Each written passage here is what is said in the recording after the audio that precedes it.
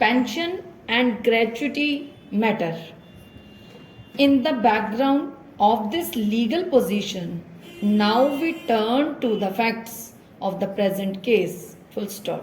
The appellant was under suspension from 15 March 1999 to 21st May 1999. Full stop. On attaining the age of superannuation, he retired from services of the respondent corporation on 1st January 2000. Full stop. The learned single judge, after considering the rival contentions, disposed of the writ petition, issuing directions to the respondent corporation to settle the full salary and allowances for the period of suspension. Full stop. Next para.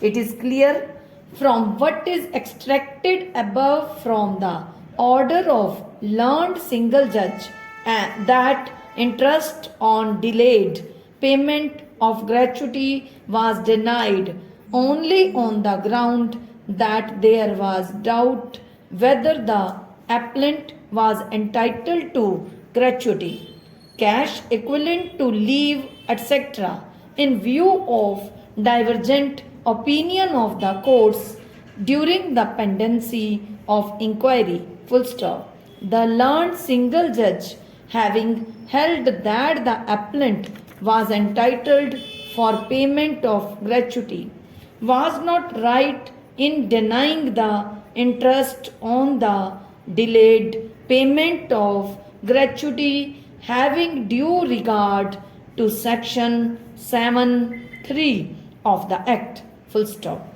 It was not the case of the respondent that the delay in the payment of gratuity was due to the fault of the employee and that it had obtained permission in writing from the controlling authority for the delayed payment on that ground. Full stop. Next para.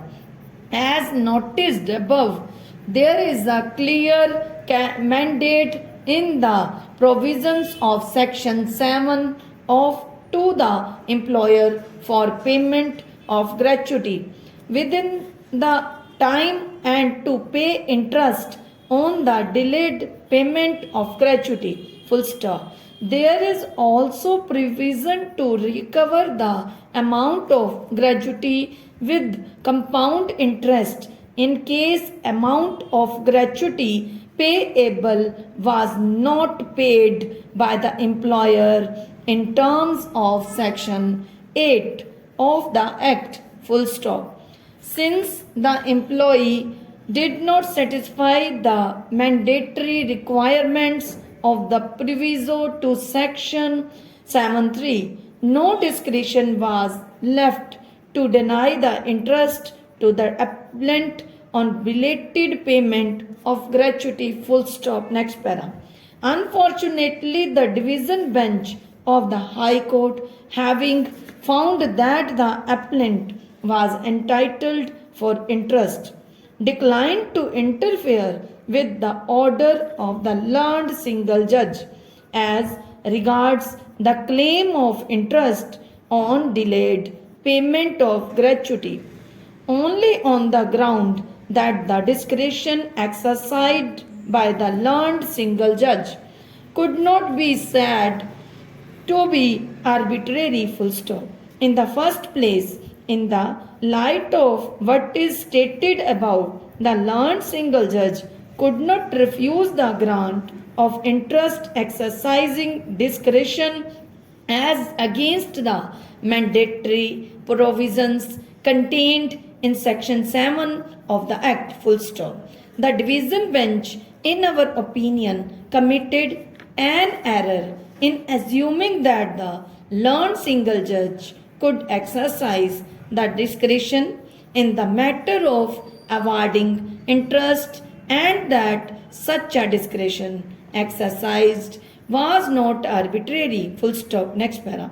In the light of the facts stated and for the reasons aforementioned, the impugned order cannot be sustained, full stop.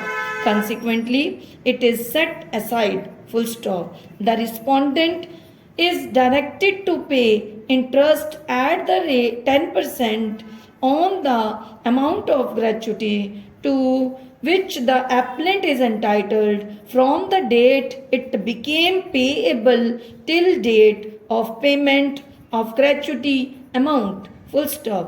The appeal is allowed accordingly with cost quantified at rupees 10,000, full stop. Thank you.